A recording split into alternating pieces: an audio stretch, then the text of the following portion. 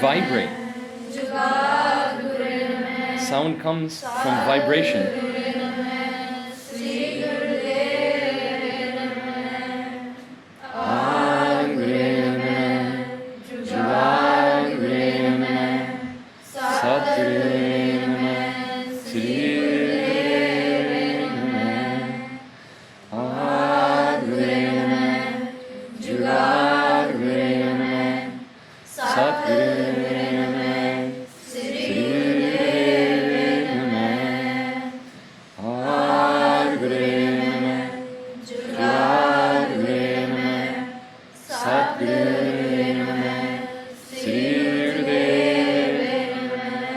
Vibration now.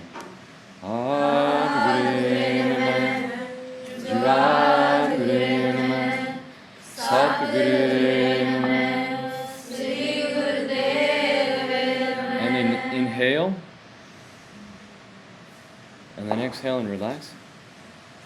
And then let me know if you felt any different. I mean, what did you feel from this? Did you pay attention more? Could you feel something more than normal? And if so, what was that? There's at least two shaking hands here, so let me know. Felt the vibration. Felt the vibration? And then what about? Yeah, like when you're like saying that you can feel it, and then you Mm-hmm. don't feel it. Anybody else? Just anything that comes to mind. Anything you feel? Yeah? For me, it's like when you're more conscious of your like positioning, like your hand and stuff, like it was easier to focus because it has like it was something that I was supposed to do, so it's in like I was pretty. Okay, if you couldn't It's hear just it, like, she said that when you're feeling your vibration, you're concentrating more and you can focus more, and so it's easier to pay attention to what you're doing and be conscious of what you're doing. And then, yeah? I'm gonna feel the center of my body from the all the 7 points, right? As yesterday Swamiji was saying, mind, heart, and the navel, all the 7 points over here in the center of your body. Okay. So you could feel more centered in your 7 points. Yeah, it's just like that one. Okay. That vibration felt so peaceful, and I felt like it's so pleasant.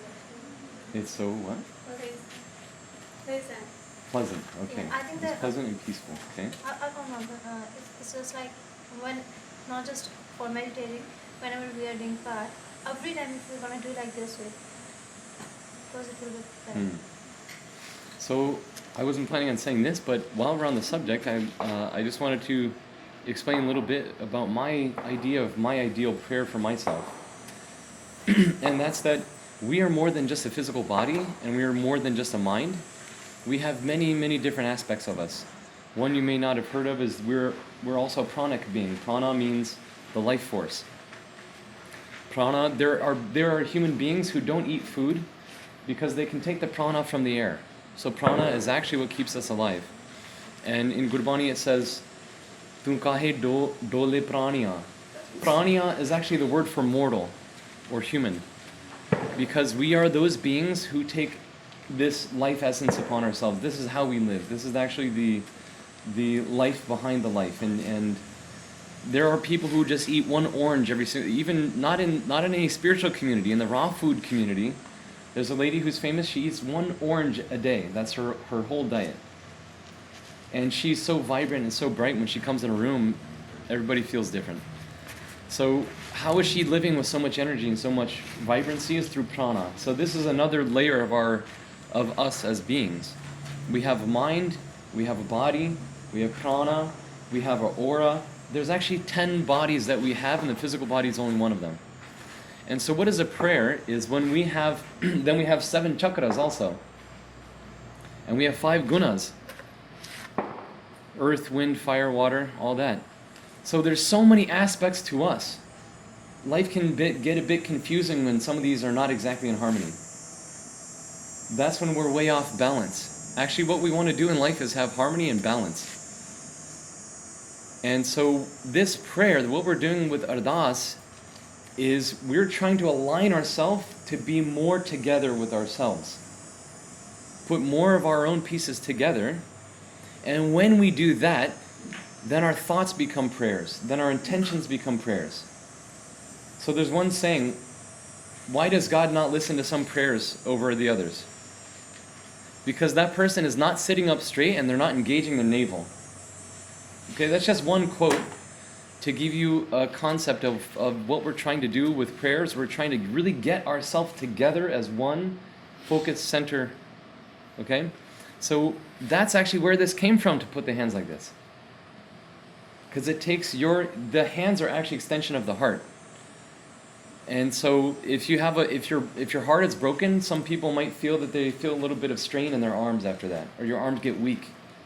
Because the arms are extension from the heart center. And we do a lot of exercises where we're always stressing our arms. We're trying to hold our arms in very difficult positions. And I'll show you that in 1 second. And it always helps to work on the heart center. So when you put the hands together like this, you're engaging your heart. You're physically pressing on your heart. You're vibrating and you're concentrating, and you have a prayer, and you have the nad of Gurbani. So this is a super prayer we just did. It's super powers. It's a really great thing. And every aspect of Sikhi, every aspect of our tradition is jam-packed, loaded with amazing powers. And the more we just simply understand what we're doing, the more we can truly engage in it, the more we can be aligned with ourselves. Does it make sense? Because my English is a little different than Canadian English. I want to make sure it's all... So we're going to do another thing really quick, and then we're going to do that again. So if you can sit cross-legged on your thing, then go ahead. If not, put your feet straight. Don't cross your feet. And be really centered and sit, and come forward on your seat if you can, to the edge. So that if you sit like this, you can sit up perfectly straight. Okay, then we're going to put our hands up in 60-degree angle like this. And the hands, you don't have to put them up just now. Let me show you the hands first. You're going to tuck your fingers into the pads of your hand. You're not going to make a fist like this, but the fingers are into the pads of the hands like this. Okay? The thumbs are directly side from the wrists, and the wrists are locked completely straight. And the arms are not forward and they're not back. They're exactly side from your body. And 60 degrees is a bit above 45 degrees. And so then you're just imagining that there's some kind of arc that's touching your thumbs together. Okay, and then we're going to do this breath right here. So every exhale, you pull in the navel very much. Okay, so just do that really quick for a second, because some people are going to be like, okay, I'll do that. And then they go. But it doesn't work if you don't engage it. You have to engage the nabi. Nabi is so important, you guys. Nabi means navel. It's so important. And right now we're going to try to exercise that as much as we can just by breathing. Isn't that amazing? Super. So just try it for a moment. It's called breath of fire. Okay?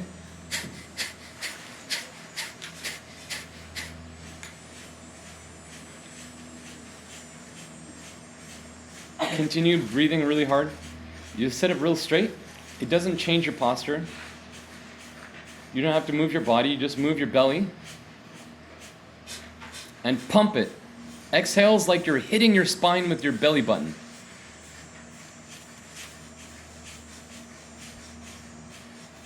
Okay, you guys got that? Any questions? What do we do with our arms? Okay, so we're going to put this together. Did you catch the whole thing about the hands and the position, all that? Yeah. Okay, so we're going to do this breath of fire with our arms in this position. And you're going to focus on your trikutis, the third eye. So ready? Close your eyes, focus on your third eye, raise your arms up, and begin the breath of fire.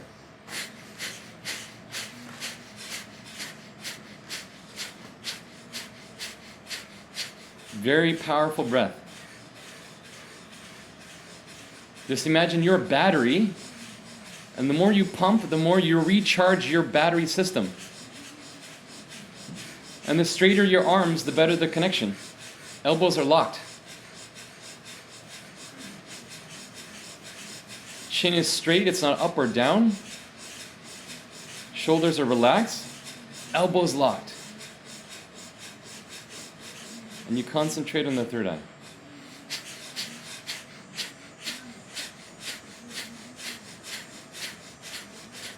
Some of you are pumping, some of you are not so pumping.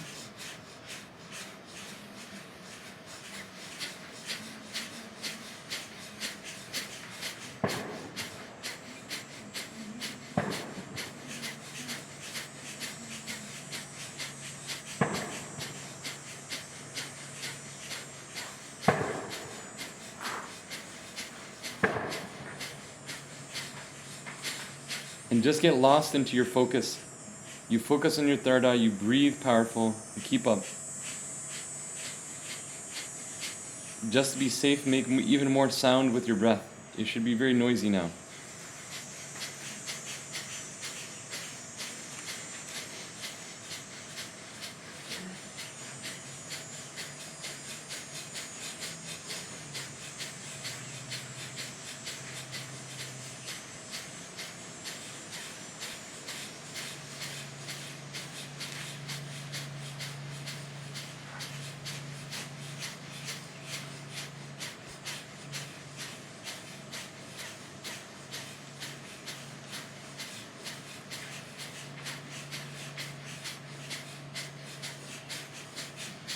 When you lose your focus, just put the focus back. Bring yourself again together. Powerful breath. Keep going. Children can do this for longer. Come on. Keep your arms up, elbows locked. Focus and breathe powerful.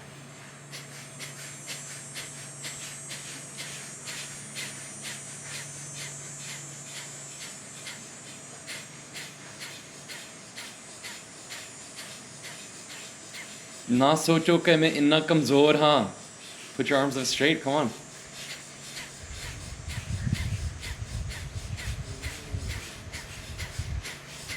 We'll just do for 30 seconds more. Do the most straight, most powerful, most focus.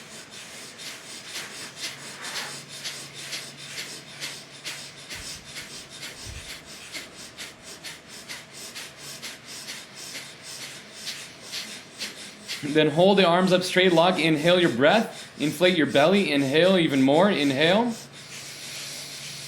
Inhale, hold the breath, and as you're holding, slowly let your thumbs float up together, your eyes are closed, you're holding your breath. And slowly, eventually, your thumbs will touch.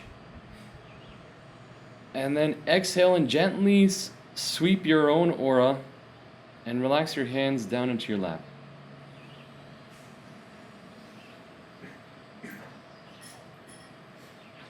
And then we're going to go back into this prayer pose of the Adgure Name. So again, close your eyes and focus on the vibration of your chest. Adgure Name, Yugadgure Name, Satgure Name, Sri Gurudeve Name, Adgure Name, Yugadgure Name, Satgure Name, Sri Feel the vibration. You are an instrument. Your body is a vajja. So vibrate it.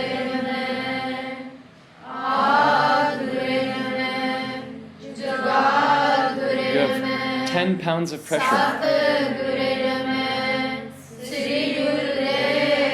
And you can feel it on your thumbs vibrating.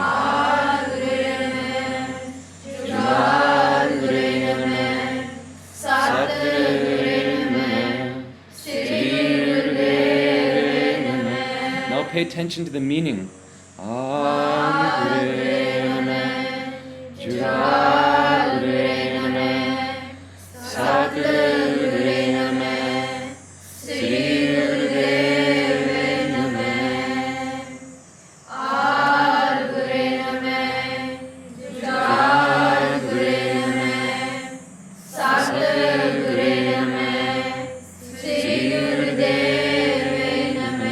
Beautifully with love.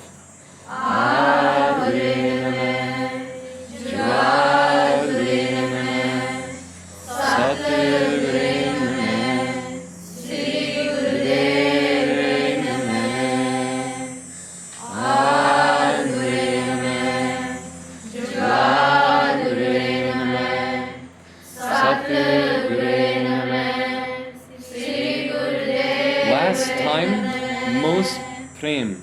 Ad Gure Namah, Jivat Gure Namah, Sat Gure Namah, Shri Gurudev Namah. Inhale.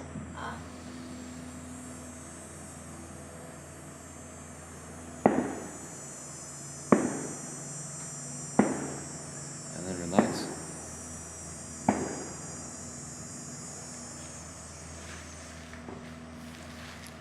Shabash, thank you. You're keeping up. Can anybody do a Sikhi to the max save? I never worked this before. You need to find something in Vadam Bhai Gurdas. Anybody know how? So, what do you guys feel now? Do you feel that was different than the first time we checked in and we did this? Okay, I want to know what's the difference. What was different this time than it was the first time? I feel like we were already kind of like relaxed from the breathing, and so when we did it this time, it's like vibrations were almost stronger. Okay, in case you couldn't hear, she said, I felt more relaxed this time from doing the breath. Therefore, the vibration was even more powerful. I could feel it more. Really? Because we were kind of like focused in on the vibrations more this time, because everything else is kind of like. Okay, because there's more focus. Yeah. Did you have something to say? It's the same. I felt vibration. Ditto. Okay. Anybody else? Yeah? Yesterday, when Baba Swami said, he made us sit in like that position, right? And like for like 20 minutes, like my legs were in like huge amount of pain, right? Like after he told us to just like kind of relax, like you didn't really notice the pain, like kind of like when my hands were up, I kind of wanted to put them down, but once they were down, it's like I felt relaxed. Okay. That's what we do in Kundalini Yoga. That's a big thing we say. We have to work hard so that we can relax. Yeah. You have to work for your relaxation. Anybody else? Oh, it's a good point. You were gonna have. I feel like you over here were gonna have something to say. I feel like my arms and everything is just like, I don't know, it feels like tingly and like peaceful.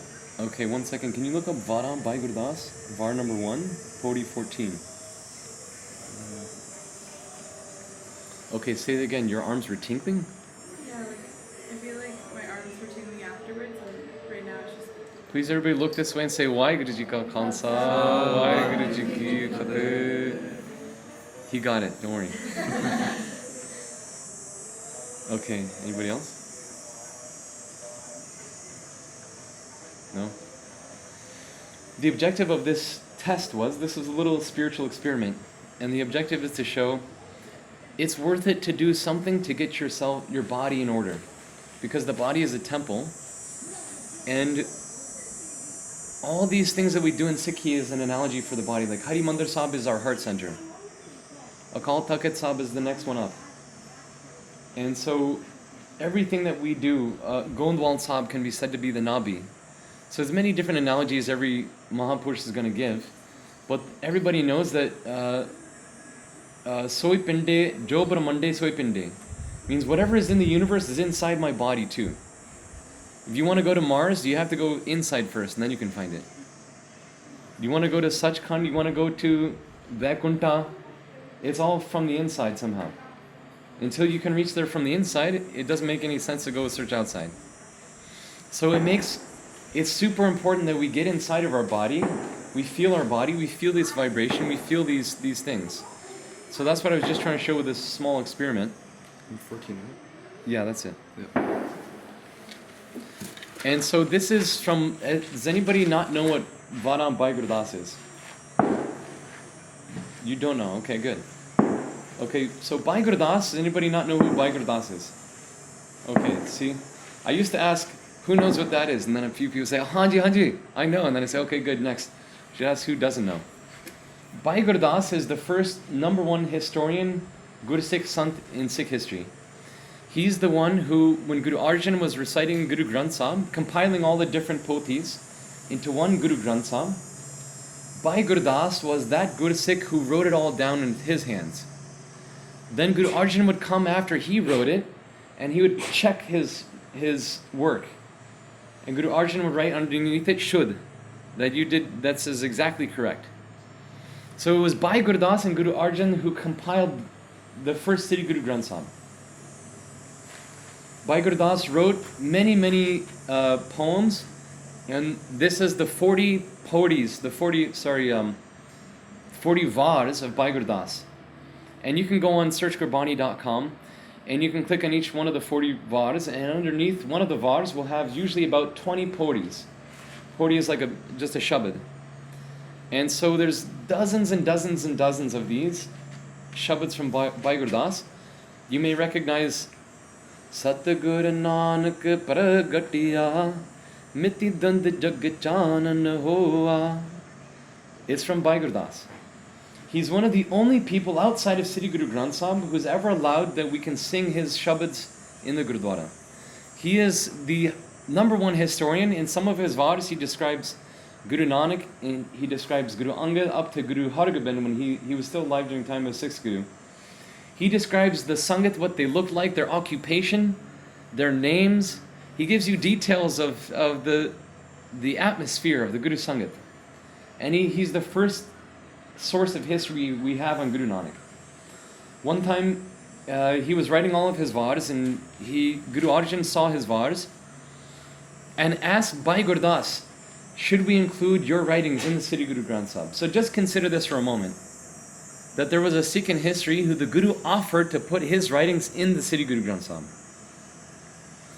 And Bhai Gurdas said, no, I could never do that. I will never put my thoughts on the same level as your thoughts. I can't accept that. Had he accepted, maybe his vars would be in Sri Guru Granth Sahib. So that's the level of these writings that we're looking at right now. And so Guru Arjan said, okay, I respect your humility. Your vars will not be in Sri Guru Granth Sahib, but they will be the key to the Sri Guru Granth Sahib. So for example, if you read a hukam and it says, save me like you saved the elephant. You ever hear that one? That's one. I'm not going to tell, that's another whole side story. Or Ganaka, the prostitute. Anybody ever hear that? Do you know what the whole story behind it? So there's many references in Sri Guru Granth Sahib. Bhai Gurdas tells the whole story. He tells the story of, it says, Dhru Prahalad Japyo Har Jase. You guys heard that one? Who is Dhru? Who's Prahalad? So he tells who they are. They're 5-year-old saints in ancient Indian history. You have a question? Yeah. So Bhai Gurdas, he didn't want to have his writings in the Guru Granth Sahib because he said that my level isn't as high as yours, right? Mm-hmm. It's a spiritual level, right? How come there's like a Bhagat community? How come they were able to have their writings? Bhagat Kabir had already passed. Nobody could ask him the question. Most of the outside sources from Sri Guru Granth Sahib outside of the Gurus were from before the Guru's time. Sheikh Farid, Bhagat Kabir, Bhagat Tanna Ji, many of these saints, they'd long passed before the Gurus came around. So the Gurus took from their whole volumes, like Bhagat Jadev had many writings, and Guru Nanak and Guru Arjan, they took from all of these just 2 shabads. So they just found what it was in the particular essence that fits in Sri Guru Granth Sahib. And Bhai Gurdas would have been the first Sikh. Actually, Mardana Ji has a shabad in there. But besides that, it's a really unique thing that a Sikh in the court of the Guru would possibly have his writings in there. Yeah. I can answer of this question. As Bhagat Kabirji and Bhagat Fariji were like before Guru Nanak Dev Ji, and Guru Nanak Dev Ji chose their body to put in Guru Granth Sahib Ji. Bhai Gurdas Ji was in the time of Guru Gobind Singh Ji's time. So even the other prophets' body were not chosen by themselves. It was chosen by Guru Nanak Dev Ji. So that's why their body is in Guru Gobind Singh Ji. Okay, so we're going to read one of the shabads from Bhai Gurdas, which is considered Gurbani. Gurbani is everything in Sri Guru Granth Sahib, and then eventually the definition was expanded to include by Nandalal. You may have heard Hak Aga Guru Gobind Singh, Shah Shahan Shah Guru Gobind Singh. This is another Sikh of Guru Gobind Singh. by Nandlal. So all of his, or maybe not all, I'm not exactly sure, but definitely some of his shabads are also considered Gurbani that can be sung in Gurdwara, and same with Bhai Gurdas.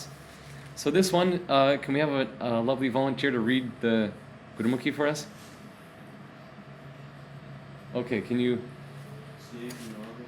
do a little bit louder?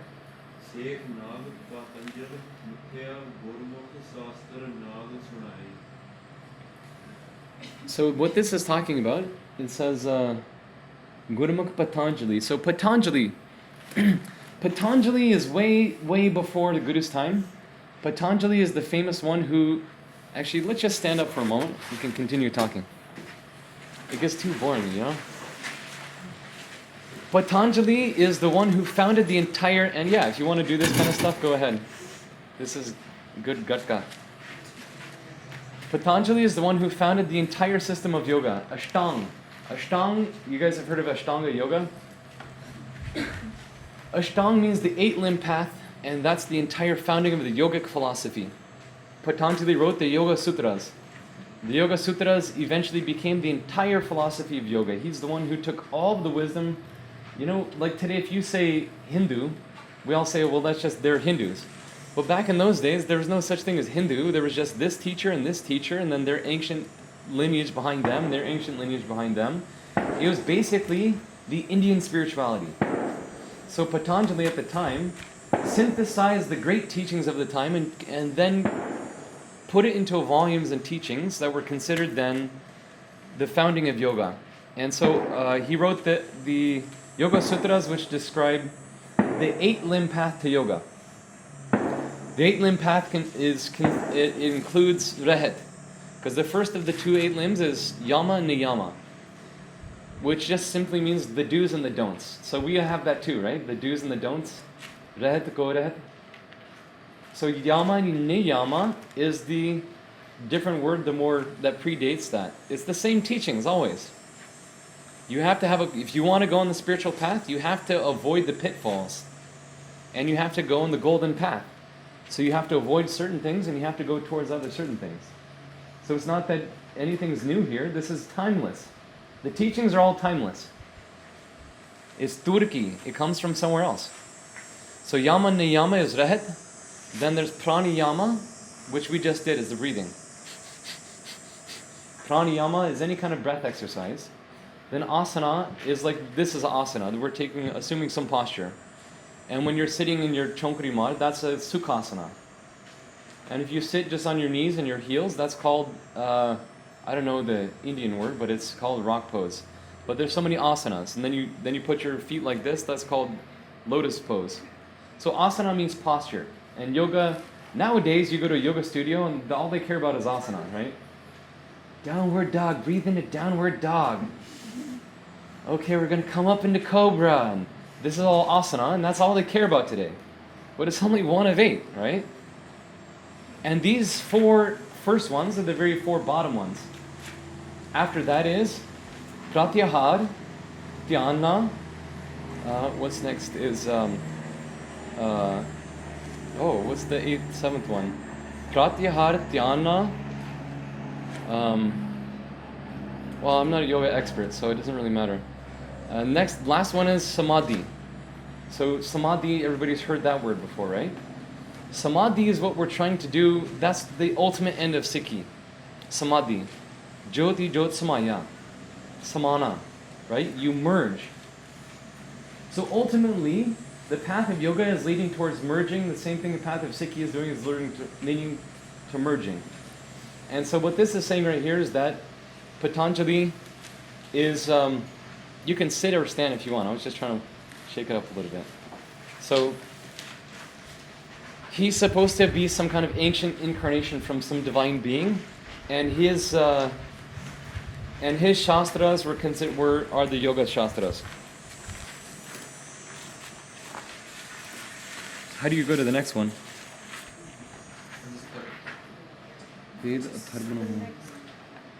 Okay, so this is more about what he actually wrote. There's many Vedas. You've all heard of the Vedas. And you can ask Swamiji, because some people say we're Sikhs, we have nothing to do with the Vedas. But there's lines in Guru Granth Sahib that say the Vedas, the people who read the Vedas are just lost and foolish. But then there's also lines in Sri Guru Granth Sahib that say, how foolish are those people who never respected and read their own Vedas? So it's not the Vedas themselves that are bad. The Vedas are good, but it's how you engage them. Are you being truthful when you read? So one of the Vedas is this one that Patanjali had written. And then look at this line right here. It says, Jog bina nah param chukai. So does anybody find that strange at all?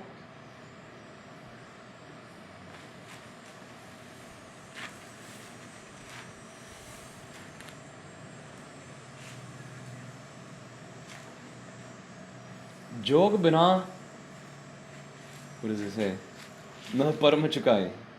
Yes. So what does that mean?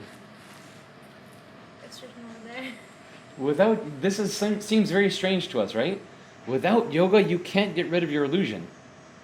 Because mostly we always hear that yoga is outside of Sikhi. That's not part of. You can do yoga for exercise only. But you can't mix mantras and you can't think it's part of Sikhi. But look at what Sikhi is actually saying. Without yoga, it's saying the very opposite. Without yoga, you can't get rid of your illusion. But which kind of yoga? Not this one, the hot yoga studio and Bikram studio, and we turn up the temperature to 105 degrees and everybody wears their short shorts and who has Lululemon pants and who has a nice yoga mat. That's not yoga. That's not exactly what the sage Patanjali is talking about. Okay?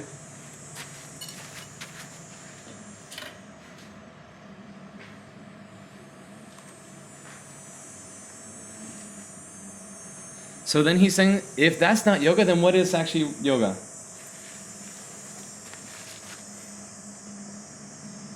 Without cleansing yourself, how can you understand something, right? So we just did a small breath exercise, then we can actually meditate in Advaita a little bit better. Because we've just cleared our pranic self. We've cleared our energy system a little bit better. Like I said, we're so many things that are part of us, and they're all disjointed, they're all left and right, everything's out of order, and we don't have harmony, and we're not inside of ourselves. Then how can we see that that the Gurus are inside of us? How can we see the God inside of us when we're everywhere? When we get aligned with ourselves, we put ourselves together, then we start to understand our true nature. And so what it's saying is, it's similar to the fact that without cleaning the mirror, you can't look at your own face.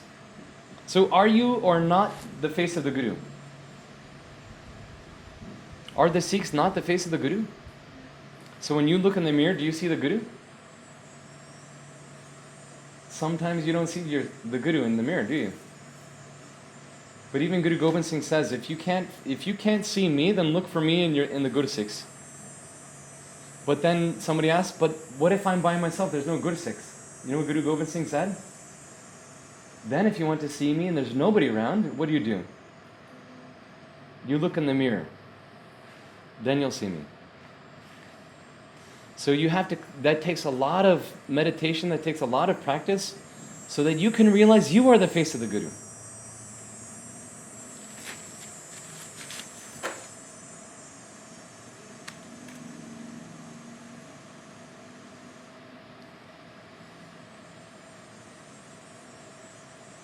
This translation is mixed. It's saying words that aren't actually in here. You'll see it says the cleansing practices through which the surti. It doesn't say surti, so I don't know where they come up with this. But yoga padarat means the benefit or the gift of yoga is that it makes you pure. So what is the opposite of pure? Is when you have all kinds of this stuff going on. When it's like you have a filter, your water filter is clogged up with stuff, then the water doesn't come up pure anymore, does it? So you have to clean the filter. You come here, you'll go one day back in your normal life and some stuff will start going into your filter, start clogging you up, right? Your friends are going to do this, your work is going to do that, your family's going to do this, and all of a sudden you're not going to quite be where you want to be right now. The filter is getting clogged. So we have to do whatever we can, whether it's yoga, whether it's exercise, whether it's affirmation, whether it's just going on a hike to the wilderness. You have to clear yourself somehow or the other. Your diet is important. Your exercise is important. How do we leave diet and exercise outside of Sikhi? We just sit in a gurdwara for 8 hours and then we eat pronta, lassi, chai, jalebiyan. So then we're totally clogging one of our bodies and then all of a sudden we think we're going to come Brahma Gyan in the next one? It doesn't make much sense. You have to do whatever you can to clear yourself. Sachi ki nahi? You guys get this? So if a breathing exercise can help your meditation, well, tell me what's wrong with that. So it makes you more pure, and then you can touch the anahad. Anahad is the vibration that's always there. That's what actually Swamiji is talking about. That what is the observer, that is what is watching, that vibration that started the whole universe. Onkar. That's another way you can say it. We'll die, the universe will die, but Ik Onkar will stay. The vibration has always been there, it will always be there. And the highest avastha is to touch this Onkar, this anahad. The vibration that doesn't need any striking, it just vibrates anyways. This is the highest thing. Okay. Within yourself, it says experience it totally inside within your life. So that's a pretty good benefit from yoga, isn't it? If you can be pure and you can experience the endless vibration inside your own life. That sounds like something I'd like to invest in myself.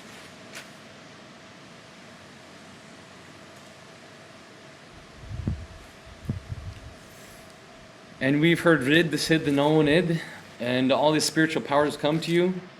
And then here's an important thing that I wanted to show in this line is Gurmukh Yogi. So normally they say, well, the yogis go and do this stuff.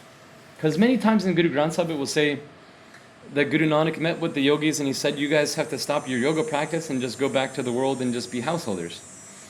That's not precisely what the situation was. The situation is, there's nothing wrong with yoga, clearly. The problem is that they are running away from society. They're not helping human beings. That's their problem. That's why Guru Nanak is reprimanding them. They said, we want to have liberation, so we're just meditating in a cave the whole time. He said, how are you going to liberate yourself and you don't care to help another human being? You forget your liberation, that's not going to work.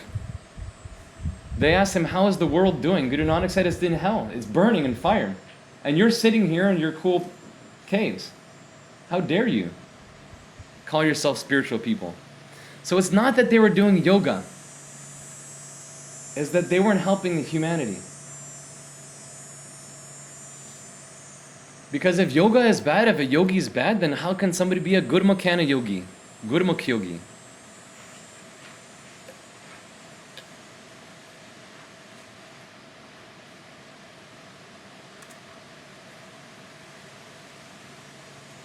Okay, this is amazing.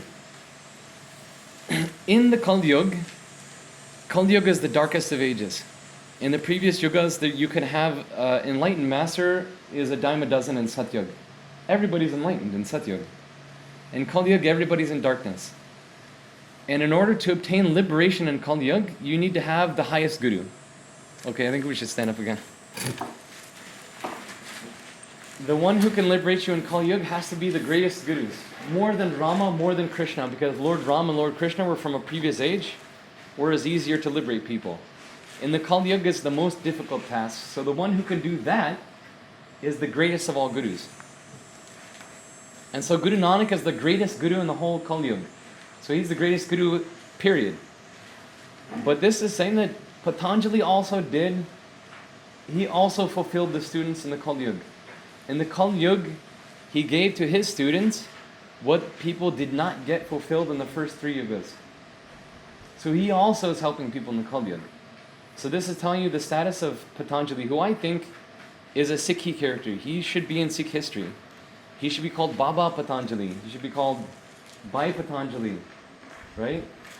He's a person of great respect in our lineage. Because he is also giving timeless teachings, and he's also helping people in the Kali Yuga, which we're doing.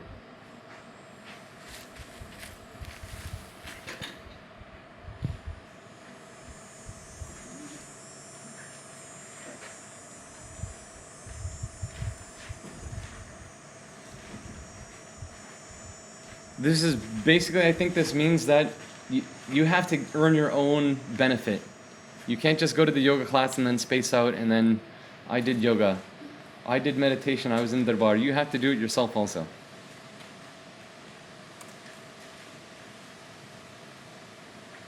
Nam Dan Isnan Subai. So again, it's talking about being pure on the inside and pure on the outside, cleansing the inside, cleansing the outside, and the gift that you get is the Nam. Okay, so I just wanted to show you guys this because my job is to show you things somebody else is not going to tell you necessarily. So that's why I wanted to show you that. If you ever want to look it up again, it's Vana by Guru Das, and the first Var is Podi number 14. Yeah. So are you saying that like even just going on hikes and stuff and just clearing out is that a form of yoga? Yes. Dana Suvela Jitta Darshana Karana. Has anybody heard that before? Blessed is that time whenever I get the darshan. Blessed is that moment when I come into my focus. Bless whatsoever does that for you, go do that thing. The thing that gives you the spiritual benefit, do that thing. You don't need somebody outside to tell you what's making you connect with your soul. And actually, if you find somebody who's a spiritual teacher, somebody who's your respected advisor, and they're saying, no, you shouldn't hike. It's not gurmat to hike. If somebody says that, are you going to believe them, trust that? You shouldn't. Because you have to listen to your soul. And the person who is an actual Baisab, the person who is actually a spiritual teacher, they're looking at your soul. And they're doing what's good for your soul. When your mind is telling you something different. But if you're already doing something good for your soul, they'll never argue with that. So you have to be honest with yourself. Am I just making, somebody's going to say, well, dancing really connects me with myself. Or swimming. I've heard people say swimming is like a meditation for me. I have no protest with that. What's wrong with swimming? If that's how you feel meditation, then go swimming all day. You get in your body, you feel really centered, you feel really focused, go ahead. But then there's always going to be somebody who's saying like, oh, but I always experience God when I go clubbing. So you have to be honest, It's not that every single thing that your mind's going to come up with and tell you is good is actually good. That's why you have the outside reference to say what is truly inside your heart, what is truly inside your soul. But short answer is go ahead and go hiking. It's good. How often should you do these like every day? Like if swimming makes you feel like pure, should I go swimming every day and then like meditate? What do you think? Yeah. I don't see, like I just don't see other people like doing it. I don't know, I'm just wondering. Do a lot of people do it? Do a lot of people do what? Like try and feel pure? I don't know. In the time of Guru Angad, they just started doing wrestling all the time. Because they had to exercise the body. If you do wrestling, like we're doing I was in what is it called? The bubble soccer? I got in that, and we just did it for like 2 minutes, and I came out, and it was so exercise. It was so tiring. It works your whole body. When you're straining your body so much, wrestling is very, very intense exercise. You come out of that. Do experiment someday. Yeah, go to the Gurdwara, do meditate, go sing a Shabad, then go wrestling, really intense wrestling, then come back in the Darbar and do the same Shabad, and you'll see the difference yourself. When your body is moved in exercise, then you're alive. In fact, we'll just stop talking, we'll just go prove it. How do you like that? We did this yesterday, we did 50 squats, and everybody came out and said, how do you feel? They said, alive? Well, should you meditate when you're dead or when you're alive? There's a big difference. Bhagatji, I was talking to Bhagatji's, what's his name, Simutpreet? He's always got a nice long sword, and he's a happy, happy face all the time. And all he eats is chakki atta di roti. And his food is totally pure. I mean, Bhagatji really does it. And then he says, he was telling me, in their Sahaj Path, they don't just sit down the whole time because Bhagatji makes them stand up. Why are you going to sit down? You're falling asleep. How are you going to fall asleep when you're standing up? You're moving your body. The first time I met Bhagatji, they took me to his house. And I couldn't understand all the Punjabi. I just know whatever he said, everybody starts laughing. And Bhagatji, he would just he'd be saying something, and then all of a sudden he'd just start going like this, and and everybody start laughing, and then he starts making up some rhymes, and you are brave, I'm poor, and he was so funny. He said, "Khaye white bread, man hoge dead."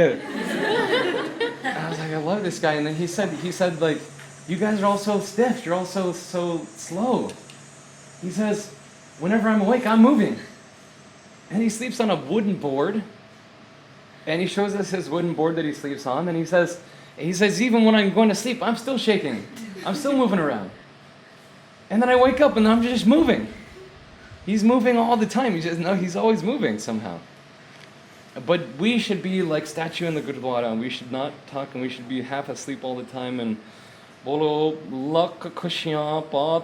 everybody says like, they'll say like, Sad Sangat Bahut Nahal Hoy. But you don't look very happy. Doesn't it sound funny when people say like, do you ever hear somebody, he's like, how are you doing? And somebody says, I am the best I've ever done in my life. I feel today's probably the best day of my life. I'm in total, actually bliss right now. So, I'm in heaven. So. It's a little strange when you're not alive, when you say these amazing things and you're not actually alive to really say them truly. So go do a wrestling, go do a swimming, go run on a hike, go run up a hill. Do a marathon, then do some Simran, and you'll feel the difference when you're alive. You guys like the idea? Yeah. So in the time of Guru Gobind Singh, this is one of the stories I cannot verify in scripture and history books, but I can tell you what we've heard and what I think is true. That Guru Gobind Singh would have his Singhs go in front of him, or maybe they just volunteered to do it, but he liked to test them and exercise. In Nanpur Sahib, there's one well that they dug, and they dug it super low so that you have to walk even further to get down there. Not that, because they could have simply made a pulley that you can get it, right? No, they made a staircase that you have to go really low, walk there. Why? Because it's more exercise to come out. And you have to do it twice a day. Why? So you can build your legs to exercise more. So it's a little bit like Bhagat Ji. And that was the fun, that was the spirit of the Khalsa. Like, if that's difficult, that's going to test my body, I'm going to do that thing. That's what prepared them for the difficult times ahead. And we had these little girls in England. So we have this one exercise. You can see it's like a platform pose. This was originally given to recite the whole Japji in this pose right here. With the platform pose and your feet are pointed out like this, okay? So if you try to do this, chances are, okay, just take a look real quick. If you try to do this, chances are you can last for 30 seconds, maybe. 1 minute maximum. Otherwise, everybody's like, we did this with 13-year-old guys, and they're like, oh, gosh, oh. And then we did it with these 7-year-old girls, and this was in Newcastle, and there was all these sisters. The one of them was 7, one was 9. They did it for 7 minutes straight. I never did that myself. And they didn't move. And then we brought them into the 13-year-old boys the next day, and we said, okay, we're going to start. We'll see if you can match these little 7-year-old girls. And these guys in 1 minute, oh, this way, oh. And these girls were solid straight the entire time. They went for, and I stopped them at 5 minutes the first time. I said, I can't do that much. That's enough. We got the point. The next day, they just kept going to 7 minutes. And then I said, okay, that's enough. You guys stop. It's enough time. You don't need more than 7, honestly. And then the girls were looking at each other like, okay, stop. And they wouldn't move until the other one stopped first. This is really difficult. This plank pose, they do Japji in that pose. I just do Swaye, which is only 2-3 minutes. Sometimes I can do Chope Sab, which is 5 minutes, 3 to 5 minutes, right? Japji Sab, more than 10 minutes. There's a 50-plus-year-old lady who does that. She's got a 20-year-old son. She does that every single morning. So then also the Khalsa of Guru Gobind Singh, they go in front of him and they do this. This is how they do squats. They touch the ground, touch their head. This is darshan for the Khalsa.